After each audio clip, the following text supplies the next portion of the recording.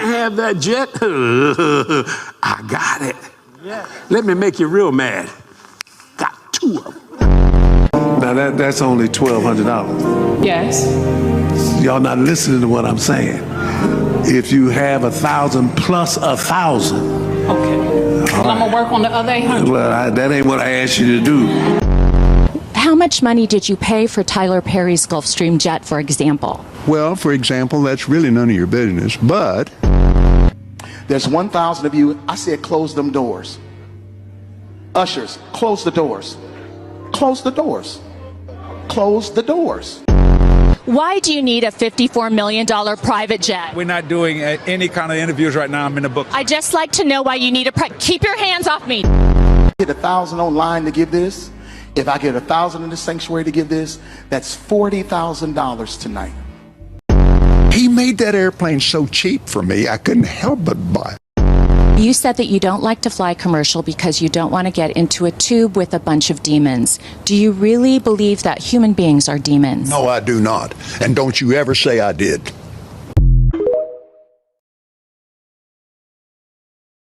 I never forget the time that a former elder in my former congregation questioned me as to why I had a 4x4 car in front of people. He asked me, why have you got that car outside when you are childless and you're not married? My response was, should I be on a scooter, maybe a skateboard, maybe rollerblades, or should I be on foot all of the time just because I'm single and child-free? We must reject these projections, these lies and these tropes that if you are a single woman, particularly as you advance in years, that you should be bare bones living, that you should be in survival mode. What people want to see a lot of the time is you strung out, dry-mouthed and struggling.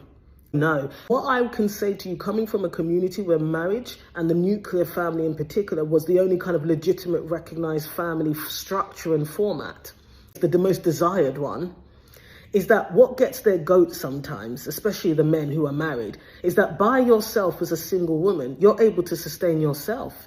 You're self-sufficient. You go on trips. In fact, you go on more than one trip a year. You're able to buy that good food. And for those of you in the UK, Marks and Spencer's, that's my place. Now that I'm here in New York, it's Whole Foods. I can buy food, groceries from wherever I want to. I don't look at the price and worry. There's a big difference there. I just pick up what I want. That's what gets their goat. If I had listened to those people over the years, I would not be where I am today. I can tell you, the amount of discouragement and dissuading that I experienced when I was in my late teens, when I was deciding whether or not to go to university, and my naive self, I asked people their opinion, something I don't do anymore. The amount of people said, oh, why would you waste your time going to university? All those years studying and, well, the world's going to end anyway. Here I am at 36. And the reason why I can live this life, the reason why I've been able to leave destructive, abusive dynamics is because I have an education. It's because I know how to sell. It's because I'm not afraid of money and having it. Because I've seen firsthand the options, the flexibility, the freedom and the appropriate safety that you can have as a single woman in your 30s when you have money. So no, you do not need to metaphorically live on a scooter or a skateboard because you're child-free and you're single. Take up space. If you want that house, buy the house. If you want to live out of a camper van, go for it. If you want that car, knowing that you are going to be the only person 99% of the time in that car, get the car. Get the car. Yeah? You do not have to play small, live small because you're single as a woman and you're child-free. Hi ladies, welcome back to my channel. So I wanted to talk about why it's not a good idea to take advice from religious women. If you are familiar with my channel, you have heard me speak about religious psychosis a number of times on this channel, and I've also shared a little bit of background on my history, if you will. For those who are new to the channel, welcome. If you are the type to get offended and you are the religious type that religion can do no wrong and anything outside of religion is evil, then this video is going to piss you off, so you can go ahead and click off now. But if you are open-minded and you are just interested in the topic, or maybe you've gone through something similar, then welcome. The objective of this channel is to encourage women who look like me to elevate their lives the best way possible. And the best way to elevate your life is not only just to find ways to social climb, but it's also being able to identify habits, ways of thinking, practices, whatever that may inhibit you from growing, that may have been harmful to your growth, and that probably held you back in the past without you even realizing it. And then taking the extra step and having the courage to do the inner work and to unlearn these harmful mindsets so that they will not continue to hold you back. As you saw in that video that I played, this lady was speaking about her experience at church where the pastor pretty much chastised her for being successful. Chastised her, not even for being successful, which she is, like, I'm not diminishing that, but chastising her for having what many would consider the bare minimum and chastising her for achieving what every immigrant hopes to achieve in a foreign land. She is Black. And so, even if she is born in the UK, it's safe to assume that somewhere along the line, whether it was her parents, her grandparents, whatever, someone immigrated to the UK for a better life. And it looks as if, just by the story that she recounted, that she has achieved that for herself. She was able to get a job and hold that job long enough and be able to save and invest in order to purchase a vehicle for her pastor to then take note and chastise her for being a single childless woman with a vehicle. This type of mindset is pretty common, I've noticed, particularly in the Black church, and I'm going to make reference to the Black church because that is the background that I come from. But a lot of these talking points pretty much apply to every other major religion, Islam, Judaism, even Hinduism, where they find ways to contradict themselves by number one, saying that we should ask God for blessings, we should work hard. If, we pay our tithes and offering, God will bless us. And they'll even fast and pray. Christians in particular will fast and pray, go hours or days without food, just for God to open doors for them and bless them and their children. But then when you get an ounce of success, oftentimes you are met with jealousy, criticism. You're told that, you need to slow down, you're moving too fast, you're becoming materialistic. If you are a single child-free woman, you are told that no man would want you because you are intimidating, rather than telling that man to get his money up, work hard so that he can provide for a family, number one, and number two, to make use of the blessings that God gave him, which is allowing him to either be born into that country, a first world country, or be able to emigrate to the country of opportunity so that they can have a better life. I'm sure there are men who have their share of negative experiences in the church, but I noticed that this is something that women in particular experience. This is a unique experience for women because women are socialized in the church to be kind of docile. They kind of misconstrue the term submission to make it seem like, you should be a doormat. These religions were created by men and therefore they center men. So, as a woman, honestly, when you subscribe to the traditional sense of religion, any patriarchal religion, you automatically go against your interests because your femininity will often compete with the patriarchy. So you either honor yourself as a woman and not allow yourself to be treated as a doormat and be called a Jezebel, or you get in line and honor the patriarchy and suffer mistreatment as a result. And it's important to note that these mentalities, these patriarchal mentalities, in my opinion, are man-made traditions because there are many protections put in place for women and girls in the Bible that are often ignored. That includes infidelity, abuse, etc.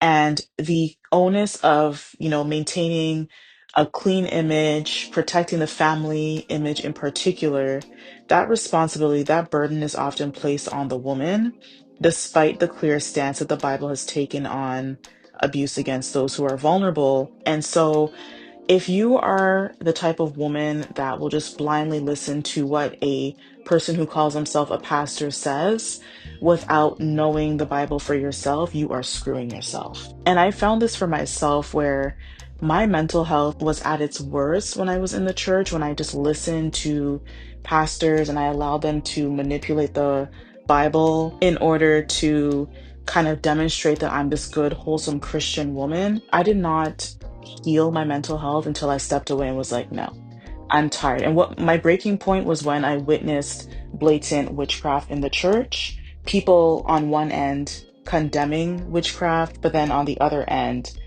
doing it, and not doing it to better themselves or better their parishioners, but to cause physical harm to people. If you're interested in that story, I will link it in the cards above. But women are expected to sacrifice their mental health, their body, their convictions, in hopes that others will see their good deeds and thereby notice their own errors and change their ways, but this never happens. If that woman is not being told to make herself small, guaranteed she has come across or encountered some situation where she felt conflicted to kind of honor what her body was telling, like, hey, like, take note of this isn't right, you're being mistreated, you're not being unreasonable, like, you are genuinely being disrespected over what would my pastor think? How would my small group leader interpret this passage of scripture?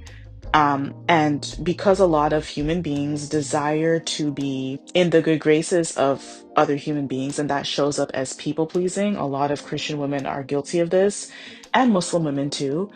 They oftentimes go against that intuition that God planted in them to literally protect them from harm.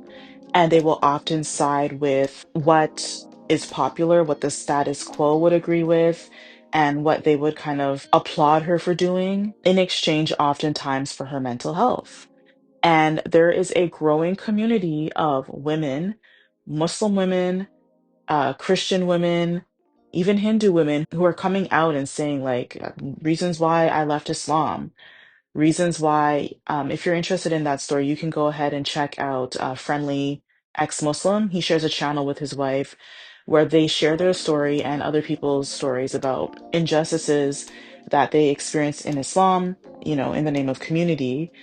But also, like, for Christian women, there are women who are like, listen, I went through something that was, the Bible would blatantly say, like, no, that person's wrong. Like, that person should be the one to repent and apologize for what they did. But because for some reason, maybe you're not as high, you don't have as high of ranking in that social setting at the church, or, you're not as popular, you had to be the one to let go of your offense, as they would say, in order to appease the masses, in order to prove that, you're the bigger person, you're the actual, you are not a baby Christian, you're a mature Christian, for the greater good of the congregation. And yes, men will go through this too, but I notice that a lot of women are told to do this because women in general are socialized to be deferential. But then when you pair that with a patriarchal system, then, of course, women are going to find themselves in many ways being the underdog in the situation. And this is why I don't take advice from religious women, because they've been, again, socialized to interpret scripture in a way that places them as the underdog, as a form of worship, again, to demonstrate that they are actual, real, Bible believing Christians, even if them addressing an issue wouldn't cause harm, but would, provide clarity on the situation or show the person what they did was wrong so that that person won't do it again to somebody else and cause division, as Christians call it, within the church. And a lot of Christians will often misquote Romans 14, verse 19, which says, so then let us pursue what makes for peace and for mutual upbuilding, but then ignore another verse of scripture earlier on in Romans 12, verse 18, which says, if possible, so far as it depends on you or the situation, live peaceably with all. But there's a condition there where, yes, live peaceably with people, maintain peace, know how to pick your battles. Like, that's just a strategy that you should adopt in general. Not every situation deserves your attention. Sometimes you just really have to let things go for the sake of your mental health. But sometimes, even outside of faith, you do need to confront conflict, and sometimes avoiding conflict is unavoidable. Sometimes there are situations. I remember, for example, when I went to a church, there was this one guy that made it his duty to flirt with the women at the church, lead them on to make them think that he was interested in them and that they could potentially be his wife, only for him to then like be super mean to them, embarrass them, laugh at them for thinking that he would ever possibly choose them. And like he would do this to multiple girls in the church, to the point that someone was brave enough. I think like the pastor's wife like recognized that one of the girls that I think she mentored or was a part of her small group was kind of down in the dumps. And when she asked her like, yo, what's going on? She told her what happened. And she said, yeah, this is actually happening to other women. She asked those women and they confronted that young man and actually booted him out of the church. So actually that's an example of them doing the right thing in protecting and confronting an issue and not protecting men. But I've seen similar situations. That was at like a non-denominational church, so like they're more liberal in their thinking. But I've seen situations where there was another young man, like in a black church, where he was known to flirt with women, and he was married. And some girls complained, like, yo, I feel uncomfortable near brother so and so because this is what he's doing. And they were kind of like, well, you know, brother so and so is the assistant pastor, like he's getting ready to move up into a higher role in the church. Like, do you really want to stop the work that the Lord is doing and, you know, confront this? Like, maybe you should find a way to dress up more.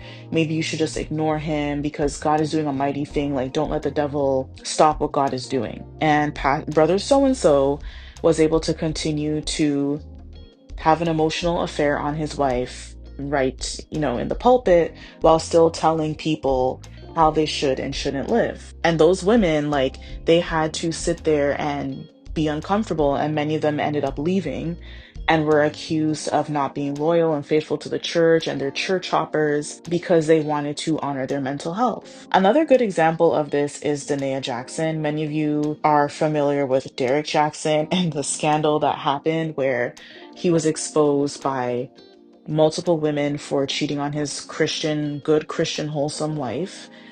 And instead of Danae looking at this embarrassment that Derek caused her and looking at his lack of remorse and even that kind of mockery of a video where he critiqued one of his own videos after it happened and pretty much was like calling himself out, saying like, you know, I'm a fraudster and this guy's a fraudster, he's a narcissist, blah, blah, blah.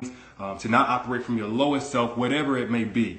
So, when I looked in the comments of this video, I don't know if old boy was trolling or not, but he said, D, I think I want to see a reaction to this video. So let's do it. And by the way, I'm going to speak in third person. A lot of you already seen this, but this is Derek Jackson. A lot of people think of him as a relationship expert and guru and all of that. Well, he and his wife are making this video because apparently at some point in their marriage, or maybe even beforehand in the relationship, he didn't take his own advice and he stepped out and he got involved with other women, as you heard them say. Now, upon first impression, nothing really stuck out to me about him, but more so about the wife. Like, I heard her say that she stands with her husband. She's proud to love him. I heard her say that, you know, this is some time ago. They've already processed this, overcame this, dealt with this a long time ago, and nothing's really new to her. But just by her body language, I was really wondering, like, did he force her to do this video? Like, she looks super uncomfortable, like she doesn't want to be there. But then I watched their live chat that they did right afterwards, and without actually releasing a video to apologize to his wife and to people for what he did, like a sincere video, she sat beside him and supported him. She even went as far as to try to curse everyone, mainly women, who tried to call out her husband's manipulation and abuse. And, you know, even went as far as to offer courses to women on how to be a good wife and how to have a good Christian marriage. And it's like, sis, like, nobody, well, it sounds as if she actually does have some students, so I shouldn't say that nobody wants to take your misguided delusional course. But for those of us who are on the outside looking in, it's like, this looks like a serious, honest to God cry for help. Like, she would post like these mime videos of her doing spiritual warfare and battling, doing all these things for her marriage, only for Derek to be the one to ask for a divorce and go through with the divorce. And is now, I think he's either suing her or he's at least like asking her to drop his name. So it wasn't enough for him to embarrass her, cheat on her, put her through the ringer after and like pretty much make it seem as if he was gonna like change.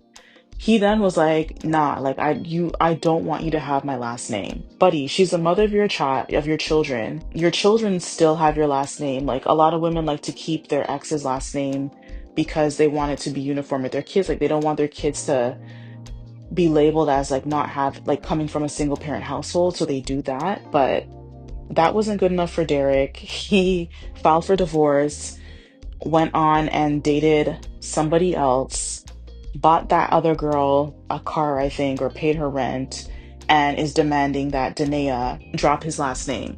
So all that spiritual warfare and carrying on and cursing those who came up against Derek and Danae Jackson was all for naught. And this is why you see a lot of dogs pursue women who are devout Christians, Muslims, Hindus, whatever, despite them doing everything that is contrary to what their holy book says, because they have a God complex and they want that woman to revere him the way that she reveres her God in order to affirm his identity. Like a lot of these religious men, a lot of these men in the church are narcissists. And other places of worship as well. It's kind of like, even though I do bad things, I managed to get a good, pious woman, so I mustn't be that bad. And I'm able to attract other better quality, quote unquote, women. So, I'm the one, I'm the catch, and these women are lucky to be in my graces, and I have the right to move on. Which he does have the right to move on, essentially, but like, you should have done that before you cheated on your wife and embarrassed her. Due to patriarchy, there are men who affirm this by turning a blind eye when the man does something wrong. And we saw this with Derek Jackson. There were many men who came out and were like, oh, we need to pray for Derek instead of criticizing him, yada, yada, yada. And then there are mammies and pick-me's who will do the same and who would much rather take a man's side, even if it's obvious that he's wrong, than to side with her fellow woman and support that woman, because there's no empathy for women in general. And many religious men and women hate women. And it shows in how they demonize innocent women who manage to find themselves in a situation. And those videos are taken down now, but I remember when this happened a couple years ago, there were many religious women telling Danae that, the devil was at work and everything that happened, that woman speaking out against Derek Jackson being a hypocrite. She was just sent by the enemy to tear down that ministry and that man of God, even though that man of God was sticking his peewee in someone that wasn't his wife, but that it was Danae's job to stand beside her husband and not allow the devil to win. And it's like, you can only imagine the toll that this took on Danae's mental health. Again, like those videos where she was pretending to fight in the spirit and she came on the camera just looking disheveled and just carrying on, like that was a sign that her mental health was impacted, and rightfully so. But instead of like, those women, they think that hardship means you are a strong righteous Christian, you're a good Christian. And yes, life isn't without its hardship, but that doesn't apply when that other party blatantly broke what the Bible said. And the Bible is very clear about committing adultery for both men and women. And that's exactly what Derek did. Instead of people saying, hey, like you can explore all your options. If you want to work things out with your husband, that's your business. If you want to get a divorce, that's also your business. But yeah, here's both sides. They forced Danae to harm herself mentally and embarrass herself even more by publicly saying no, like, I'm going to fight for this marriage, only for Derek to walk away and say, fuck that, I want a baddie. And it's sad because, like, Danae used to be a baddie herself, but allowed the church to convince her that she needed to strip herself of her beauty, which is a thing that a lot of churches, especially like those very like religious, evangelical, Seventh-day Adventists, those churches where they say that women can only wear pants, it doesn't just stop there. They say like you have to wear your hair and like its natural state, like no weave, no wigs, no makeup. And if that's like genuinely like your personal belief on how you want to show up in life, regardless of your religion, like that's fine. But A lot of these women convince themselves that that's what they want. And I know that's not what they wanted, because when you see pictures of them, like when they were either like a baby Christian, quote unquote, or like before they entered the church, a lot of them wore wigs and weave and they look good. And they didn't look like a quote unquote Jezebel with like the overextended ghetto lashes and like drag makeup, which is what a lot of church people will try to make it seem as. Like, if you wear a drop of makeup, like, you're gonna look like a drag queen, you're gonna look like a streetwalker. They put themselves together, they look really nice, which is probably what attracted that man to them in the first place. And because a lot of churches want to humble women for many reasons, they strip them of their beauty. And by the way, again, beauty is not just your facial features, but it also involves how you put yourself together, kind of force you to become a religious zealot in order to please your husband, only for him to turn around and cheat with multiple baddies. But I digress. Let me know what you think down below in the comments, and I will see you in the next video.